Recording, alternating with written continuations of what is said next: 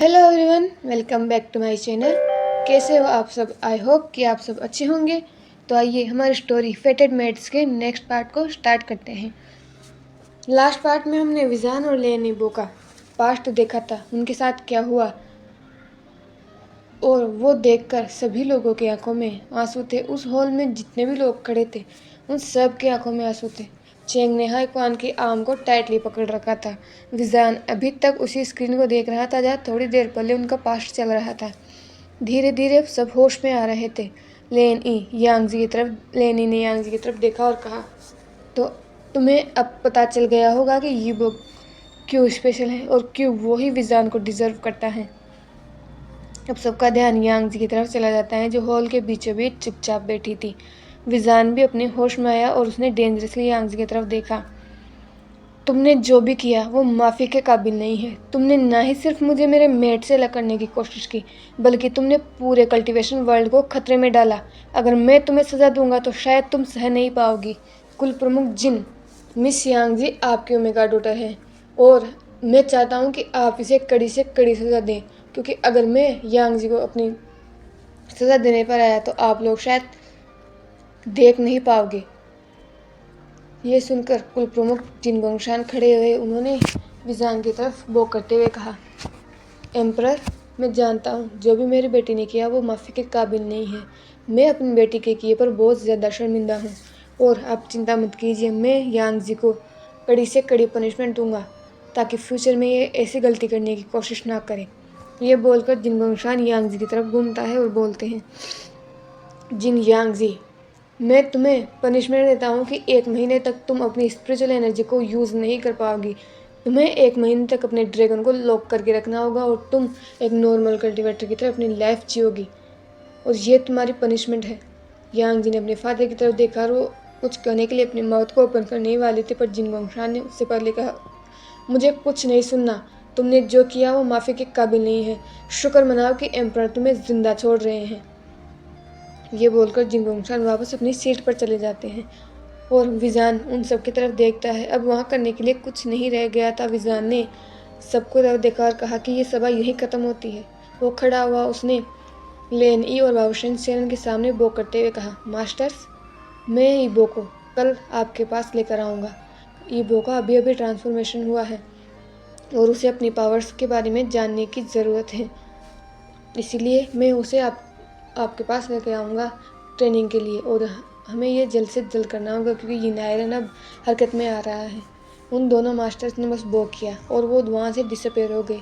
विजान भी वहाँ से हॉल से निकलकर अपने रूम की तरफ चला गया जहाँ उसने ईबो को छोड़ा था। विजान जब अपने रूम में गया तो वहाँ जावजिशु बैठा था ईबो के पास। विजान ने जावजिशु की तरफ देखा और जावजिशु समझ गया। वो वहाँ से उठा और बाहर चला गया। विजान ईबो के पास गया और बेड पर बैठ गया। वो बहुत देर तक ईबो को बस ऐसे ही देखता रहता है, फिर अपने हाथ को ईबो के चीक्स पर ले जाता है और उसे सहलाने लगता है। विजान के माइंड में उसकी पास्ट मेमोरी बस एक रील की तरह घूमे ही जा रही थी और वो लेन ईबो के इनोसेंट फेस को देख रहा था। ईबो, जिसे थोड़ी देर पहले ही होश आ चुका था, वो बस थका हुआ था, इसलिए वो अपनी आंखें नहीं खोल रहा था। लेकिन जब उसे अपनी चीक्स पर किसी का हाथ फील हुआ तो उसने धीरे धीरे अपनी आंखों को ओपन किया और विजान की तरफ देखा। विजान देख तो ईबो की तरफ रहा था लेकिन वो अपने सेंस में नहीं था, इसीलिए उसे नहीं पता चला कि ईबो ने अपनी आंखें खोल ली है। और ईबो विजान के फेस को ध्यान से देख रहा था। ईबो को ये तो समझ आ गया था कि ये उसी का मेट है, क्योंकि ईबो विजान के फेरामोन्स को स्निफ कर पा रहा था या फिर पहचान पा रहा था, इसलिए उसने विजान की तरफ देखा और कहा, मेट। और विजान ने जैसे ही अपने ओमेगा की वॉइस सुनी उसने ईबो की तरफ देखा जो उससे ही देख रहा था। अननोइंगली ही विजान की आंख से एक आंसू की बूंद ईबो के फेस पर गिर गई। ईबो ने अपने हाथ से उस बूंद को पोंछा और बैठने की कोशिश की। विजान ने जब ये देखा तो उसने ईबो की बैठने में मदद की। विजान ने ईबो के दोनों चीक्स को अपने हाथ से पकड़ा और उसके फोरहेड पर एक जेंटल किस करते हुए कहा, तुम ठीक हो? क्या तुम्हें कहीं पेन हो रहा है? ईबो ने नाम में अपना सिर हिलाते हुए कहा कि मैं ठीक हूँ।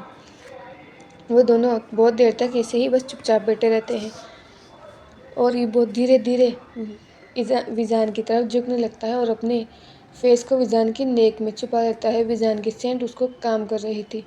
वो बोल तो रहा था कि उससे वो थका हुआ नहीं है, पर वो बहुत ज़्यादा थका हुआ था। उसे ऐसा लग रहा था कि उसकी बॉडी बिल्कुल ही चेंज हो गई हो, उसकी एक एक हड्डी टूटी हो। और हो क्यों नहीं, आखिर उसका ट्रांसफॉर्मेशन हुआ था और हर ड्रैगन को ये पेन सहना पड़ता है, हर कल्टीवेटर को ये पेन सहना पड़ता है। लेकिन ईबो को ये पेन अपनी इस उम्र में जाकर सहना पड़ा था, इसलिए थोड़ा सा और ज़्यादा पेनफुल था। विजान ने भी ईबो के अराउंड अपने हाथों को रेप कर लिया। थोड़ी देर तक उन दोनों में से कोई कुछ नहीं बोलता। फिर लेन ईबो विजान की नेक में अपने फेस को छुपाए हुए बोलता है, मेट, सब लोगों का ट्रांसफॉर्मेशन की लीगल एज में हो जाता है, तो मेरे ड्रैगन ने ट्रांसफॉर्म होने में इतना टाइम क्यों लिया? क्या मेरे ड्रैगन ने मुझे इतना वर्थ ही नहीं समझा कि मैं उसको कंट्रोल कर पाऊँगा? मुझे कुछ समझ नहीं आ रहा है। और अगर आज मैं टाइम पे नहीं होता तो क्या तुम उस ओमेगा से शादी कर लेते? ये सुनकर जान का दिल 1000 टुकड़ों में टूट गया, क्योंकि वो समझ सकता था ईबो का पेन। आखिर ईबो उसका ओमेगा है, वो उसके फेरामोन्स के थ्रू समझ सकता है और इस समय ईबो के फेरामोन्स बहुत ही स्ट्रेस थे। विजान ने अपनी पकड़ ईबो के राउंड और ज़्यादा टाइट की और उसकी फोrehead पर किस करते हुए कहा, मैं नहीं जानता कि तुम्हारे साथ ऐसा क्यों हुआ, लेकिन मुझे गॉड पर पूरा भरोसा था कि वो मेरे साथ इतना बड़ा धोखा तो नहीं करेंगे कि वो मेरे मेट को ही मुझसे दूर कर दें। और देखो, उन्होंने ऐसा ही किया। उन्होंने मेरे मेट को मुझसे दूर नहीं होने दिया, और ये तो तुमने भी देखा है। ईबो ने बस कहा, और वो दोनों अब ऐसे ही साइलेंस में बैठ रहते हैं तब तक जब तक उन्हें किसी के गला साफ करने की आवाज़ नहीं आती। जब विजान घूम कर देखता है तो वहाँ पर वेनकेजिंग था अपनी पूरी फैमिली के साथ, और लेन फैमिली भी वहाँ थी। लेंसचेन आना तो नहीं चाहते थे, लेकिन वो अपने भाई को देखना चाहते थे। उन्हें ईबो को देखे हुए बहुत समय हो गया था, और उस इंसिडेंट के बाद तो उन्होंने ईबो को देखा ही नहीं था, और सभी अंदर आ चुके थे। ईबो और विजान खुद से अलग हुए। ईबो फिर से अपनी जगह पर बैठ गया और विजान बेड से खड़ा हो गया, और उसके बाद उनकी फैमिली टाइम स्टार्ट हो जाता है। पहले लेन फैमिली ईबो से मिली और उसके बाद जियांग फैमिली ईबो से मिली, और रात को उन सबने एक साथ डिनर किया। वहाँ पर और सेक्ट के लोग अपने अपने सेक्ट जा चुके थे, सिर्फ लेन सेक्ट और जियांग सेक्ट ही वहाँ था, और उसमें विजान, ईबो और वेनकेजिंग और जाव जिशु की शादी की बातें चल रही थी। लेकिन तब तक वो लोग शादी नहीं कर सकते जब तक ईबो की ट्रेनिंग पूरी नहीं हो जाती, और वेनकेजिंग ने तो वैसे ही शादी ना करने की कसम खाई है जब तक विजान शादी नहीं कर लेता। नेक्स्ट मॉर्निंग विजान और ईबो अपनी ट्रेनिंग के लिए जा चुके थे, लेकिन उन्हें नहीं पता था कि ये शायद उनकी सबसे बड़ी गलती थी। 2 महीने तक सब कुछ ठीक था, कल्टीवेशन वर्क शांति में था। वीक क्लेन के मैटर्स को वेनकेजिंग और जियांगफेंग म्यान संभाल रहे थे। लेकिन एक दिन जब सभी लोगों के क्लेन्स में अचानक पपेट्स का आना स्टार्ट हो गया, और सभी लोग अचानक ही मरने लगे जैसे कोई महामारी फैली हो। किसी को कुछ समझ नहीं आ रहा था। जिन्हें बाहर के बारे में नहीं पता था, उन्हें सिर्फ यही लग रहा था कि सिर्फ उनके क्लेन में ही ये फैला है। सबने बहुत सारी किताबें पढ़ी, लेकिन किसी को कुछ समझ नहीं आ रहा था तब तक जब तक उन सब ने एक मीटिंग नहीं रखी।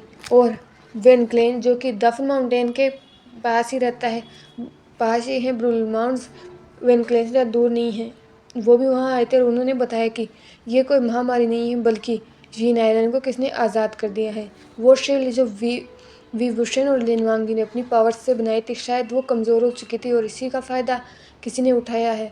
और अब ये आयरन अपनी जगह पर ही उन सबको हार्म कर रहा है, और अगर वो उसका सामना नहीं करेंगे तो भी वो मरेंगे। अगर उसका सामना करेंगे तो शायद उनके आने वाली पीढ़ी बच जाए। सभी ने ये सोचकर ब्रूल माउंट जाने की सोची, जहाँ पर विंग और वांग जी ने यिनायरन को सेफ रखा था। सब लोग लड़े, लेकिन यिनायरन बहुत ज़्यादा ताकतवर था, और ऊपर से उन्होंने विंग और वांग जी की उस शक्ति को भी अपने अंदर ऑब्जर्व कर लिया था, जिससे उन्होंने शील्ड बना रखी थी। इसीलिए यिनायरन और ज़्यादा मजबूत हो चुका था।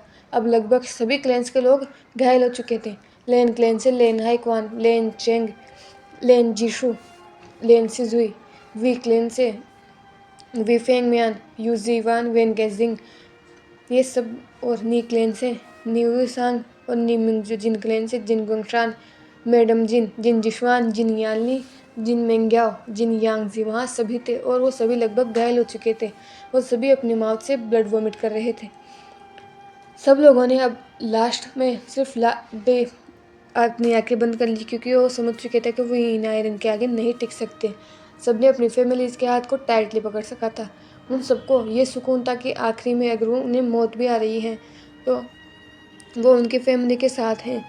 इसमें वो विजान और ईबो को कांटेक्ट नहीं कर सकते थे, क्योंकि विजान और ईबो का जाना है, ये किसी को नहीं पता था कि विजान और ईबो कहाँ जाते हैं, कैसे जाते हैं, या फिर उनको कांटेक्ट करके वापस कैसे बुलाना है। ये उनकी मास्टर्स का फैसला होता है उनको बुलाना, और जब तक उनकी ट्रेनिंग पूरी नहीं हो जाती तब तक वो वापस मोर्टल रेलम में नहीं आ सकते। इसलिए सबने वो होप खो दी थी, क्योंकि अभी विजान और ईबो को गए हुए 2 महीने ही हुए थे और किसी को नहीं लगा था कि ईबो की ट्रेनिंग कितनी जल्दी पूरी हुई होगी, क्योंकि विजान जब 18 ईयर का हुआ तब लगभग उसने 4 से 5 साल तक ट्रेनिंग ली थी इन आयरन को कंट्रोल करने की। सब लोगों ने अपनी आंखों को बंद कर लिया और इन आयरन से होने वाले उस लास्ट वार का वेट करने लगे। लेकिन थोड़ी देर तक भी जब उन पर वार नहीं हुआ तो उन सब ने अपनी आंखों को खोला और सामने देखा, तो उन्होंने देखा उनके एम्परर और फ्यूचर एम्प्रेस उनके सामने खड़ी थी, जिन्होंने उन्हें एक शील्ड में कवर कर दिया था, और उस शील्ड के बाहर विजान और ईबो थे जो कि इन आयरन को कवर कर रहे थे। उस शील्ड से कोई भी कल्टीवेटर बाहर निकल ही नहीं पा रहा था, भले वो कितनी ही कोशिश कर रहे थे। विजान और ईबो इन आयरन को कंट्रोल करने की कोशिश कर रहे थे। थोड़ी देर बाद विजान ने ईबो की तरफ देखा। ईबो ने बस नोट किया और अपने एक हाथ को विजान के हाथ में दिया। उसके बाद उन्होंने अपनी पूरी पावर्स के साथ इन आयरन को पर वार करना स्टार्ट किया, और थोड़ी देर बाद सब देख सकते थे कि इन आयरन से ब्लैक एनर्जी निकल रही है। वो ब्लैक एनर्जी आसमान में जा रही है और इन आयरन वीक हो रहा है। जैसे जैसे इन आयरन की वो ब्लैक एनर्जी बाहर निकल जाती है और लास्ट में एक ब्लास्ट के साथ इन आयरन के टुकड़े टुकड़े होकर ज़मीन पर गिर जाते हैं, और विजान और ईबो भी उस ब्लास्ट के उस फोर्स से दूर जाकर गिरते हैं और बेहोश हो जाते हैं। जैसे ही वो दोनों बेहोश होते हैं, वो शील्ड जो उन कल्टीवेटर्स के ऊपर लगी हुई थी वो हट जाती हैं, और वो सब लेन फैमिली और वी फैमिली विजान और ईबो के पास जाते हैं, और दूसरे कल्टीवेटर्स थे जो उन इन आयरन के टुकड़ों को देख रहे थे। अब इन आयरन वैसा नहीं था जैसे वो पहले था। वो ब्लैक नहीं था, बल्कि वो अब एक नॉर्मल स्टोन हो चुका था जिसके टुकड़े हो चुके थे, जिसे कोई जोड़ना भी चाहे तो भी नहीं जोड़ सकता था, क्योंकि अब इन आयरन के जितने भी टुकड़े हुए थे उनमें सिर्फ प्योर एनर्जी थी। उसमें किसी भी प्रकार की कोई नफरत नहीं रह गई थी। इसलिए अगर कोई बैड पर्सन उसे यूज़ करने की कोशिश करता तो हाँ मुझे ही होता, क्योंकि वो प्योर एनर्जी उस बैड एनर्जी को हरा सकती थी। उसमें ईबो और विजान की प्योर एनर्जी थी, और ब्लैक एनर्जी को विजान और ईबो की पावर्स ने सोख कर लिया था और उन्हें नष्ट कर दिया था। इसीलिए उन दोनों पर इतना इफेक्ट हुआ था कि वो दोनों बेहोश हो चुके थे। उन दोनों फैमिलीज अपने दोनों ही बेटों को लेकर वी सेक्ट आ गए, और जितने भी कल्टीवेटर्स थे वो भी वी सेक्ट आ गए, क्योंकि अभी तक जिन आयरन ही कंट्रोल्ड हुआ है। अभी तक ये नहीं पता चला कि आखिर इन आयरन को आज़ाद किसने किया था, और ये जानना बहुत ज़रूरी है। और जिस पल इस चीज़ का पता लगेगा, विजान किसी को नहीं छोड़ने वाला, क्योंकि एक बार फिर से उसकी फैमिली पर वार हुआ है और इस बार वो उस पर्सन को जिंदा नहीं छोड़ेगा। जब वो लोग विषेक्त पहुंचे तब तक रात हो चुकी थी, इसीलिए सब लोगों ने आराम करना चाहा, और विषेक्त में सबके लिए रूम्स तैयार करवा दिए किए, और उस रात सब लोग ने बस आराम किया। नेक्स्ट मॉर्निंग हो चुकी थी और विजान ने अपनी आंखों को धीरे धीरे खोला। उसने जब देखा तो उसके ऊपर कोई सो रहा था, और वो और कोई नहीं बल्कि ईबो था। इन 2 मंथ में ईबो और विजान बहुत ज़्यादा क्लोज आ चुके हैं। वो दोनों ट्रेनिंग में एक दूसरे के क्लोज आ चुके थे। वो वहाँ पर एक दूसरे के साथ समय बिताते, एक दूसरे के बारे में जानते, एक दूसरे की पसंद नापसंद के बारे में जानते। और इस बीच ईबो को अपना पास्ट याद आ चुका था, वांग जी वाला, इसीलिए उनकी बॉन्डिंग और ज़्यादा स्ट्रांग हो चुकी थी। विजान और ईबो उठते हैं और बाहर जाते हैं, जहाँ पर उनके पेरेंट्स डाइनिंग टेबल पर ब्रेकफास्ट कर रहे थे और बाकी क्लेन्स के लोग भी वहाँ थे। विजान और ईबो अपनी फुल ग्लोरी में वहाँ आए थे। ईबो ने अभी तक अपने गुसू रोब्स और फोरेड रिबन पहन रखा था, क्योंकि अभी तक ईबो की शादी वी सेक्ट में नहीं हुई थी, तो अभी तक ईबो लेन सेक्ट से बिलोंग करता है। इसीलिए ईबो ने अपना वाइट रिबन पहन रखा था। सबके साथ ब्रेकफास्ट करने के बाद विजान ने एक डेंजरस वॉइस में सबकी तरफ देखा और कहा कि उसे सब लोग अभी हॉल में प्रेजेंट चाहिए, और कोई भी विजान की उस कमांड को मना कर ही नहीं सकता, क्योंकि सब लोग जानते हैं कि विजान कितना पावरफुल है। अगर विजान को एक बार गुस्सा आ गया तो उसके पावर से कोई बच ही नहीं सकता। अब सभी लोग हॉल में प्रेजेंट थे। वहाँ पर लगभग छोटे बड़े सभी सेक्ट्स थे, और वहाँ पर सब गॉसिप कर रहे थे। सब लोग ये जानना चाहते थे कि आखिर वो है कौन जिसने हीन आयरन को आज़ाद किया है। सब लोग यही सोच रहे थे, तभी विजान ने अपने डेंजरस वॉइस में कहा, तो क्या आप लोग तैयार हैं उस पर्सन के बारे में जानने के लिए जिसने ये सब किया है? वहाँ पर जितनी भी गॉसिप हो रही थी वो चुप बंद हो गई। सब लोगों ने विजान की तरफ देखा और एक साथ कहा कि हाँ, वो जानना चाहते हैं कि वो कौन है। उसकी वजह से उनकी फैमिलीज पर इतना बड़ा खतरा आया था। अगर विजान और ईबो नहीं आते होते तो आज वो लोग यहाँ नहीं होते। विजान ने भी नोट करते हुए कहा, आप लोगों ने सही कहा। उस पर्सन ने सोचा होगा कि किसी को बिना पता चले वो इस कल्टीवेशन वर्ड को ख़त्म कर सकता है, और उसके बाद उसका राज कल्टीवेशन वर्ल्ड पर होगा। पर वो भूल गया कि हम सबके पावर्स के ऊपर भी एक पावर्स होती है, और वो गॉड की पावर होती है जिसके ऊपर कोई भी नहीं जा सकता। कितना भी कोई पर्सन एविल हो, वो गॉड से नहीं जीत सकता। लेकिन जो भी उसने किया है उसके लिए उसे पनिशमेंट ज़रूर मिलेगी, और अगर मैं अभी उनका नाम बताऊंगा तो शायद आप लोग यकीन नहीं करोगे, इसलिए पहले आप सबको ये देखना चाहिए। ये बोलकर विजान अपनी फिंगर को हवा में स्नैप करता है और एक पोर्टल ओपन होता है, जिसमें देखा जा सकता था कि किन लोगों ने यीन आयरन को आज़ाद कर रहे थे। पहले तो वहाँ पर दो लोग थे, एक लेडी और एक पर्सन, एक मैन था जिनका फेस यीन आयरन की तरफ था, और उस सब लोगों की तरफ उनकी बैक थी। वो लोग देख सकते थे कि उन दोनों ने ही यीन आयरन को आज़ाद किया है, और आज़ाद करने के बाद वो तुरंत वहाँ से गायब हो गए। लेकिन सब लोगों ने पहचान लिया था कि वो कौन थे। उन लोगों ने अपनी होशियारी में वो लोग ये भूल गए कि उन्होंने रोब्स कौन से पहन रखे थे। विजान ने डेंजरसली अपनी नज़रों को उस सभा में घुमाया जहाँ दो लोग चुपचाप अपनी सीट्स पर अपनी नज़रों को नीचे किए बैठे हुए थे, और दूर से कोई भी कह सकता था वो लोग कांप रहे थे।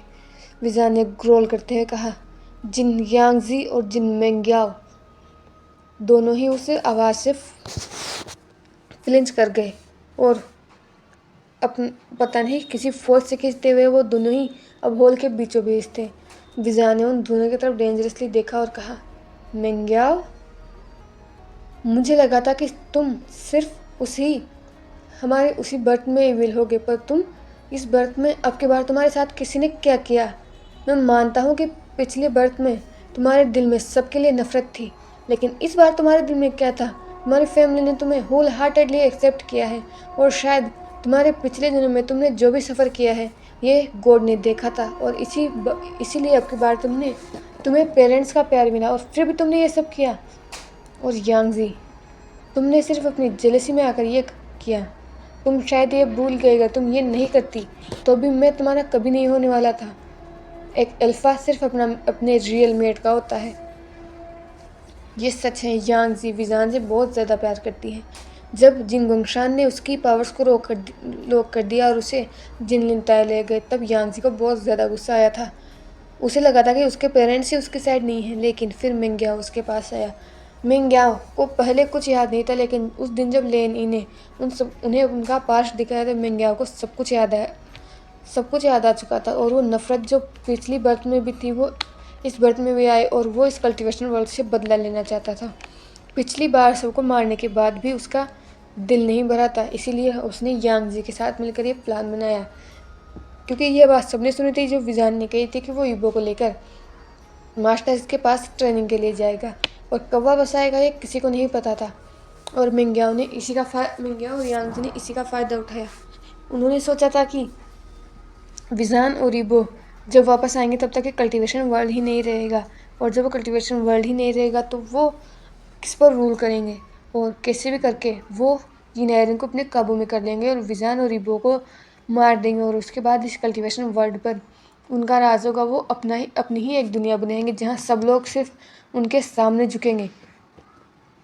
लेकिन वो लोग भूल गए थे कि अगर कोई एविल चीज़ है तो प्योर चीज़ भी होती है। और इसीलिए अब वो दोनों विजान के सामने खड़े थे, जो कि उन्हें बहुत डेंजरसली देख रहा था। विजान ने सबकी तरफ अपनी नज़र को घुमाया, कहा, तो अब किसी को कोई प्रॉब्लम नहीं होगी अगर मैं इन्हें मार दूं। सब लोग विजान की उस डेंजरस वॉइस से शिवर कर गए और विजान घूर कर उन दोनों की तरफ देख रहा था।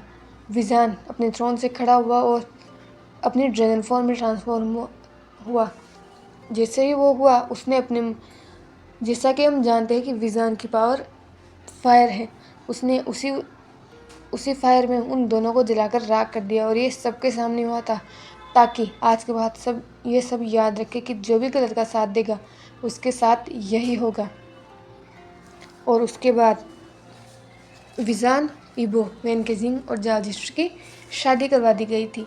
और जल्द ही विजान और इबो को वीसेक्ट का एक नया हायर मिल चुका था, उनका एल्फा बॉय, जिनका नाम उन्होंने ईज़ा रखा था। तो इसी हैप्पी एंडिंग के साथ ये एफएफ हमारा यहीं पर एंड होता है।